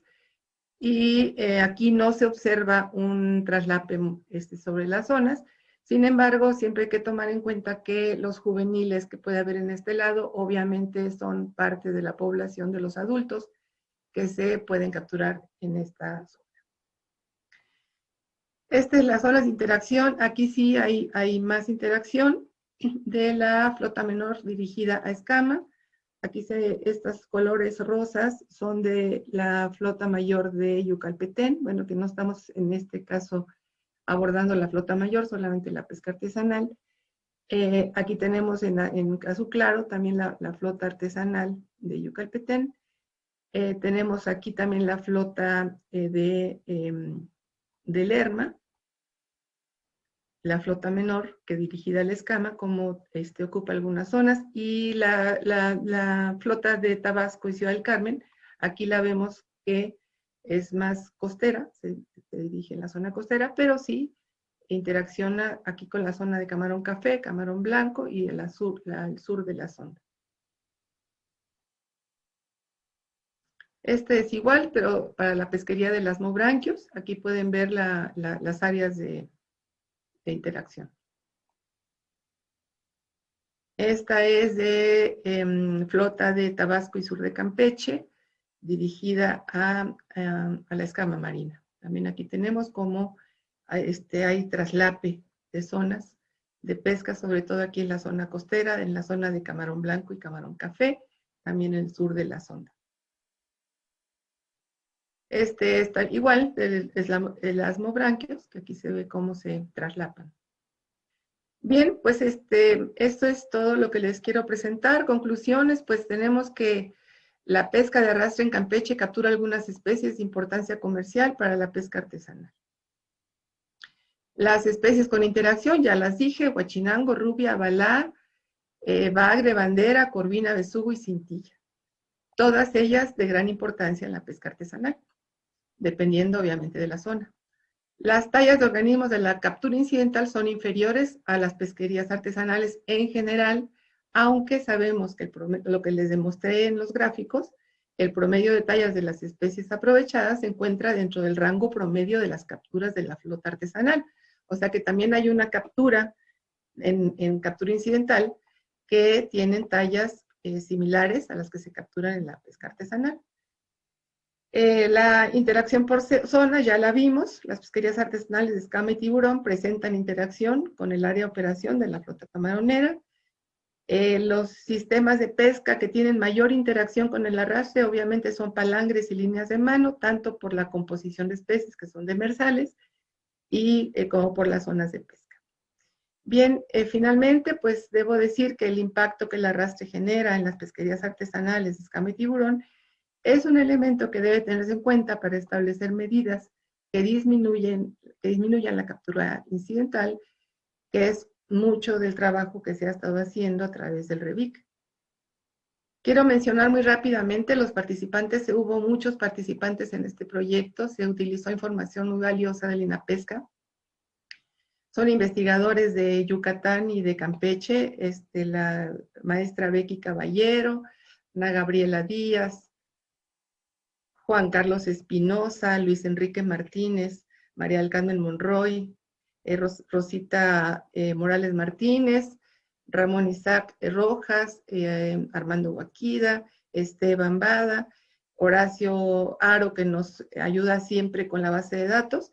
Y bueno, de REVIC participamos una servidora y Rafa Hernández. Y pues aquí mi agradecimiento permanente, amplio reconocimiento a la participación de los productores, sin cuya participación no habríamos hecho absolutamente nada. Pues es todo. Muchas gracias, Esteban.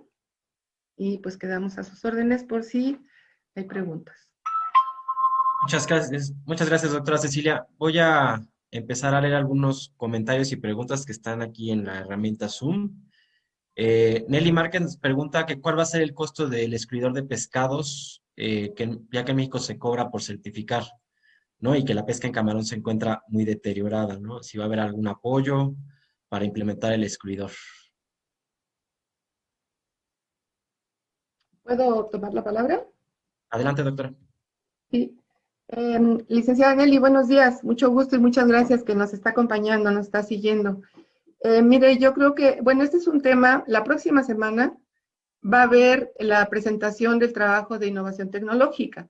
Creo que este es un tema apropiado para que se comente en esta sesión. En cuanto a la normatividad para su implementación, yo creo que todavía hay un proceso, una transición, un proceso de discusión, de análisis, que se tiene que hacer en coordinación entre productores, autoridades, académicos, lo cual, bueno, yo he insistido mucho, creo que usted nos tuvo la sesión anterior, sobre la importancia de la operación del Consejo Consultivo de Camarón Rosado, que ya está constituido. Entonces, todo este tipo de situaciones, que es la disposición de la información para tomar medidas, pues se tiene que tener un análisis conjunto. Ese es algo que puedo comentarle. Muchas gracias, doctora Cecilia. Tenemos una pregunta de César Ceballos. Dice, con todos estos datos, ¿qué se espera? ¿Me refiero a un ajuste en la normatividad o cuál es el siguiente paso? Bueno, creo que ya la respuesta es la misma. No es en automático, tenemos estos resultados y ya se va a, la autoridad competente va a tomar una decisión. Ustedes saben que la normatividad en México lleva un proceso muy sofisticado, se revisan por varias instancias, pero la primera instancia sin duda es el análisis conjunto entre productores y gobierno. Muchas gracias, doctora Ceci. Hay otra pregunta de Jordi Márquez. Buenos días. Mi duda es si la pesquería de arrastre es posible certificarla como pesca sostenible y qué organismos certificadores existen en México. Muy bien. Yo creo que sí es posible. De hecho, hubo un estudio que se hizo durante el proceso de REVIC para ver las posibilidades de certificación de la pesquería.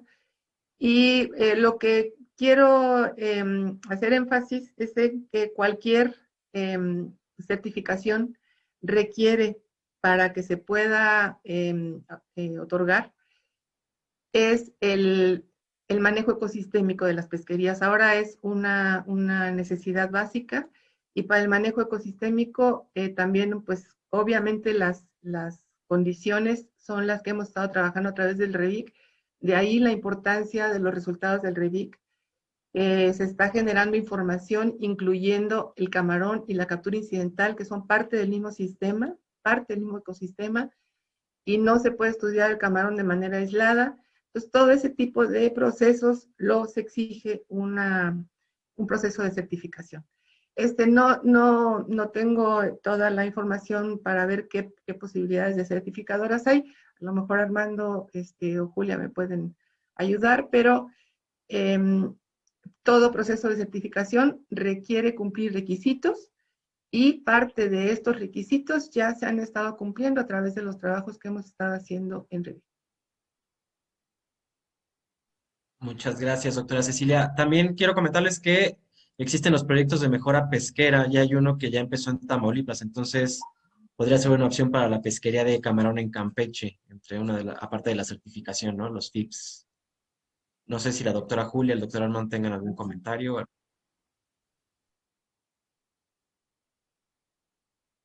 Ok, voy a pasar a otra pregunta. Álvaro Hernández Flores, doctora Cecilia, ¿los datos de traslape de la flota menor de Yucalpetén viajan desde Yucalpetén hasta esa zona? Estamos hablando de más de 100 millas con embarcaciones menores. Creo que estaría más cerca Celestún o Isla Arena. Sí, fíjate que la palabra Yucalpetén salió porque es del CRIP de Yucalpetén el dato, pero en realidad sí, nos estamos refiriendo a la zona oriental de Yucatán. Sí, no es Yucalpetén como tal, es la zona a la que te estás refiriendo, Álvaro. Sí, bueno, sí, no es raro que las embarcaciones menores viajen a esas distancias, ¿no? La flota de Tabasco que pesca Huachinango viajan hasta Cayoarte, entonces es una distancia mayor, ¿no? Entonces creo que sí, pues, no es raro que esas embarcaciones viajen tanto, ¿no? Gracias, doctora Ceci. Doctor Armando. Rafael Ruiz. Buenas tardes. Quisiera saber si se puede cuantificar la comparación del impacto que genera el arrastre de camarón contra la pesca ilegal. Creo que es una pregunta para el doctor Joaquida. Sí, serían dos cosas un poco diferentes, ¿no? La pesca ilegal, podemos estar mencionando que es la pesca que se realiza con artes no autorizadas, ¿no? Y la captura, ¿cuál fue la otra? La captura incidental, ¿no? Sí. Eso sería sobre las especies que no son objetivos, ¿no? Perdón, doctor Armando, es contra la pesca ilegal, no incidental. O sea, comparar el impacto del arrastre contra la pesca ilegal. No, pues sabemos que existe pesca ilegal, ¿no? Ya hay trabajos publicados por parte del instituto donde mencionan el impacto de la pesca ilegal, ¿no? En cuanto al impacto de la captura incidental, era captura incidental, ¿verdad? Sí. La captura incidental, pues sabemos, ya lo dio una amplia explicación la doctora Cecilia sobre eso, ¿no? Muchas gracias, doctor Armando. Quiero comentar, si hay un impacto ya sobre la pesca ilegal sobre camarón. Sí, hay 2 publicaciones en Ciencias Pesqueras que ya han sido ampliamente distribuidas, ¿no? Gracias. Muchas gracias. Voy a leer algunas preguntas de Facebook. Tenemos una pregunta de la doctora Silvia Salas. Buen día a todos. Pregunta para la doctora Julia Ramos. ¿La diferencia en el número de especies encontrados puede variar por los métodos de colecta empleados por los diferentes autores, zonas de colecta y la temporalidad? ¿Podemos pensar que se han dado cambios en la composición de especies en el tiempo? Tienes tu micrófono apagado. Ok. Sí, para responder a la doctora Silvia. Bueno, el doctor Yáñez Arancibia lo que utilizó en aquella época, en los años 80, fueron redes de arrastre. Los estudios que hizo INAPESCA fueron con el BIPOP y ahí utilizaron varios artes de pesca. Aquí lo interesante es ver que aunque el INAPESCA utilizó varios tipos de artes de pesca y que el doctor Yáñez utilizó en su época redes de arrastre, el número de especies es notoriamente diferente. Y otra cosa importante es, INAPESCA hizo, me parece, 6 cruceros de investigación. En el BIPOP, el doctor Yáñez Arancibia hizo 6 SOPLACs, o sea, 6 cruceros también. Creo que el primero fue a partir del 78. Y nosotros tenemos 22 cruceros en la información que nosotros obtuvimos. Entonces, sí es una diferencia notoria. Ahora, ahorita lo que yo comparé simplemente fue el número de especies de peces, porque es donde podríamos tener, digamos, la mayor coincidencia. Podríamos pensar que quizás los momentos en el que se hicieron las colectas son diferentes y a eso se deba la diferencia.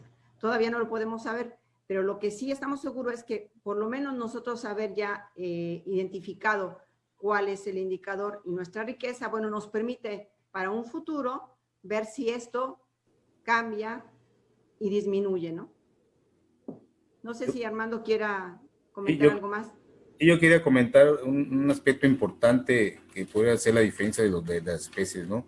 Los muestreos que hizo el BIPO los hizo en la parte, casi todos en la parte central de la zona de Campeche, no se acercó tanto a la costa como son los muestreos que hizo Yáñez Arancibia. Entonces ese aspecto es bien importante, como que ya vimos que la mayoría de la fauna de acompañamiento está en la zona, o existe más diversidad en la zona costera, pues yo creo que ese es el elemento importante. Gracias. Muchas gracias, doctora Julia, doctor Armando. Tengo otra pregunta. Ruggeri Delgado González. Hola, ¿qué especies vulnerables se capturaron y qué medidas se proponen o adoptan para su cuidado? Bueno, si decimos especies vulnerables, pues creo que no había ninguna, o sea, creo que ninguna de esas, si te refieres a lo que están en la norma 029, creo que no, 059.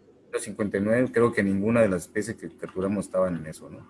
Entonces, posiblemente alguna vulnerable, pues puede ser de la que se maneja mucho en Estados Unidos, tal vez sea el huachinango, ¿no? Que es una especie que despierta mucho interés, sobre todo en Estados Unidos, sobre su protección, ¿no? Entonces, pero en sí no hubo ni una especie que esté citada en esa norma, ¿no? Sí. Muchas gracias, doctor Armando. Tengo aquí otro de Alejandra Travesaño Ambrosio. Se ha registrado la presencia de macroalgas. En Perú, su presencia en la captura es muy alta en términos de peso. ¿Cómo se podría evaluar su impacto en la biodiversidad? Bueno, en los arrastres de camarón no se detectó mucho esa macroalgas, ¿no? Solamente tenemos reportes en la zona de Contoy donde hubo pasto ¿cómo dicen? el sargazo, ¿no? Sí, sí hubo sargazo, pero solamente el sargazo como va flotando, o sea, solamente cuando hacen maniobras de subir la red se pegaba, ¿no? Pero así de que tengamos reportes de gran cantidad de macroalgas no tenemos, ¿no? Muchas gracias, doctor Armando. La doctora Gabriela Galindo nos pregunta cómo mejorar o implementar el registro oficial de la captura incidental. Pues mira, ya lo comentó la doctora Cecilia, ¿no? Pues tendríamos que implementar un programa de observadores para tener un mejor registro, ya que la mayoría de la captura incidental que se retiene, pues es la captura comercial, ¿no? Y la mayoría de la que descarta, pues no se registra, ¿no? Entonces, creo que tendríamos que implementar un programa de observadores como que hicimos con Revit, ¿no? No sé si esa es la pregunta. Muchas gracias, doctor Armando. Hay otra pregunta de Silvia Salas. Doctora Cecilia, las capturas de rubia están aumentando en pesca artesanal. No hay evaluaciones de las poblaciones y si se considera el efecto de externalidad secuencial puede ser importante. ¿Qué recomendaciones se tendrían? Perdón, no entendí la primera parte, ¿me la repites? Sí, claro. Las capturas de rubia están aumentando en pesca artesanal. No hay evaluaciones de las poblaciones y si se considera el efecto de externalidad secuencial puede ser importante. ¿Qué recomendaciones se tendrían?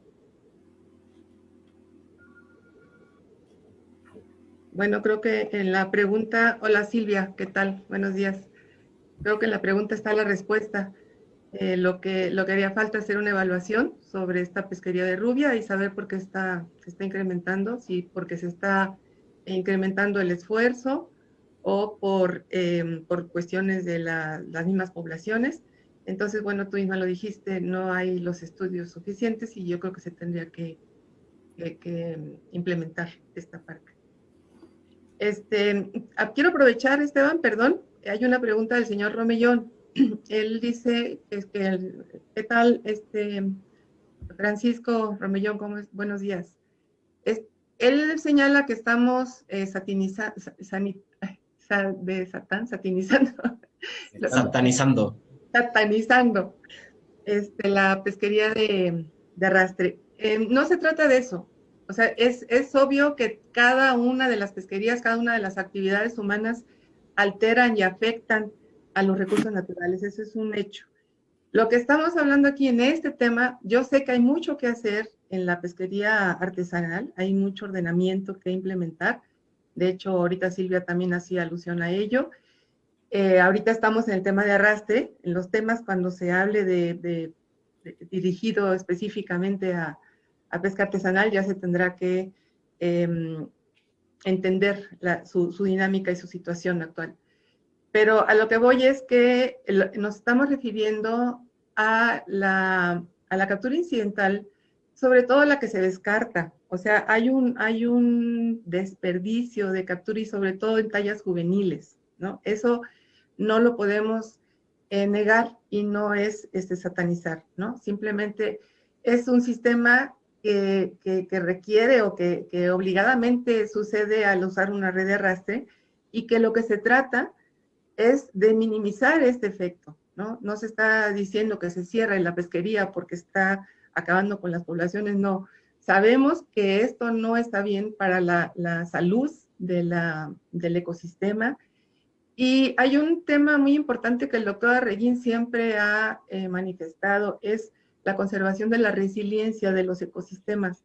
Hay muchos cambios, muchos factores que afectan la salud del ecosistema. Sin embargo, nosotros como usuarios, como ser humano, como pescadores, lo que tenemos que hacer es tratar de afectar lo menos posible esa resiliencia, o sea, permitirle a la comunidad biológica que mantenga su estructura, su funcionalidad, como dijo muy bien la doctora Julia, para que la salud del ecosistema nos permita seguir aprovechando recursos que son importantes para la pesca, para la alimentación, ¿no? Entonces sí quiero hacer referencia a eso, ¿no? Se refiere a las tallas de juveniles que se aprovecharían de otra manera si pudieran crecer y afectar lo menos posible la composición, la estructura de las comunidades biológicas sobre las que incide el arrastre. Sí, gracias. Si quieres hacer un comentario también respecto a lo que comentó de satanización, ¿no? Yo creo que ese resultado que obtuvimos es bastante bueno, ¿sí? De hecho, hemos encontrado en estudios previos hemos encontrado mayor cantidad de fauna de acompañamiento, ¿no? Aquí, como ya lo dijo la doctora Cecilia y yo en alguna parte de mi presentación, los valores se mantienen de 1 kilo de camarón por cada 2 kilos o 3 kilos de fauna de acompañamiento, se pesca 1 kilo de camarón, ¿no? Si ustedes ven o si la gente lee en cualquier documento científico de hace años, pues van a decir que eso se decía que era de 1 a 15 o a 12 o hasta 10, ¿no? Entonces eso, en que hemos encontrado esos valores, significa 2 cosas, ¿no? Que los pescadores han encontrado o saben dónde está dónde están las mayores concentraciones del recurso, y eso ha provocado que, además que usan la famosa red de prueba, y eso hace que disminuya la cantidad de fauna, ¿no? Y que a ellos también les interesa por el sector, por la parte económica, ¿no? Entre más fauna estás arrastrando, pues más combustible gastas, ¿no? Entonces, por ese lado, creo que los registros que encontramos en la zona de Campeche pues son alentadores, ¿no? No es tanto como en otras partes que se mencionan que es de 1 a 20 o algo así, ¿no? Gracias. Muchas gracias, doctor Armando, doctora Cecilia. Con estas preguntas finalizamos la sesión del día de hoy. Muchas gracias a todos por su participación el día de hoy. Si quieren ver más material del webinar o la repetición del día de hoy, pueden acceder a la página oficial de Facebook del Instituto o al canal de YouTube de INAPESCA. Los esperamos el próximo viernes en la mesa de Acciones para el Bienestar Social y Mejoras Tecnológicas en la Pesca de Camarón, donde se presentará el paquete tecnológico de la red prototipo y del componente 3, las alternativas del aprovechamiento de la captura incidental y sobre la cadena de valor de la misma. Muchas gracias a todos los asistentes y muchas gracias a los ponentes. La pesca de arrastre es uno de los sistemas de captura de mayor impacto en los ecosistemas marinos, pues junto con las especies de interés, trae consigo muchas otras que terminan descartándose. Por ello, con la coordinación de la FAO y el financiamiento del Fondo Mundial para el Medio Ambiente, 6 países unieron esfuerzos para reducir el impacto negativo del arrastre y lograr una pesca sostenible. Brasil, Colombia, Costa Rica, México, Surinam y Trinidad y Tobago. Con el proyecto Gestión Sostenible de la Captura Incidental en las pesquerías de arrastre de América Latina y el Caribe, se impulsó la mejora de los marcos normativos, se fortalecieron las prácticas de pesca responsable con un enfoque ecosistémico, se promovieron medios de vida sostenibles y equitativos a través de la mejora y diversificación, y se intercambió información de los resultados con los países participantes. En México, el Instituto Nacional de Pesca y Acuacultura fue la institución ejecutora del proyecto, y a través de un proceso participativo con las y los actores del sector pesquero, se definieron metas y prioridades, focalizando los esfuerzos en la pesquería del camarón rosado en la sonda de Campeche, debido a su importancia económica. El proyecto contó con la participación de permisionarios, tripulantes, la Federación de Cooperativas Camaroneras de Altura del municipio de Campeche, miembros del Sistema Producto Camarón de Campeche, el Comité Nacional del Sistema Producto Camarón de Altamar, instituciones académicas como el Centro de Estudios Tecnológico del Mar número 2, el Instituto de Ecología, Pesquerías y Oceanografía del Golfo de México y la Universidad Marista de Mérida, así como la Comisión Nacional de Acuacultura y Pesca y la Secretaría de Pesca del Gobierno del Estado de Campeche. Fue asimismo de gran apoyo la participación de los observadores científicos y del FIDEMAR en el financiamiento y coordinación del programa de observadores. Con todos los actores, desde el inicio del proyecto, se integró el Grupo de Trabajo Nacional, de vital importancia en el seguimiento de las actividades. Entre las principales actividades estuvo el fortalecimiento de las capacidades, concursos y talleres de diferentes temas a productores, académicos y funcionarios de gobierno, para la formación de observadores científicos, la aplicación del enfoque ecosistémico en la pesca, tecnologías de captura para la reducción de la captura incidental y su aprovechamiento, uso de equipo hidroacústico, construcción de redes prototipo, sistemas de colección de datos y sobreproducción y utilización del ensilado de pescado. Así también se participó en el 6º Simposio Internacional Recorrecos 2019 en Campeche y el Congreso Anual 2019 del Grupo de Trabajo de ICES-FAO sobre tecnologías de capturas en Shanghái, China. A través del proyecto REVIC 2LAC se impulsó el bienestar ecológico y social de la mano de la buena gobernanza para una mejor gestión de los recursos pesqueros.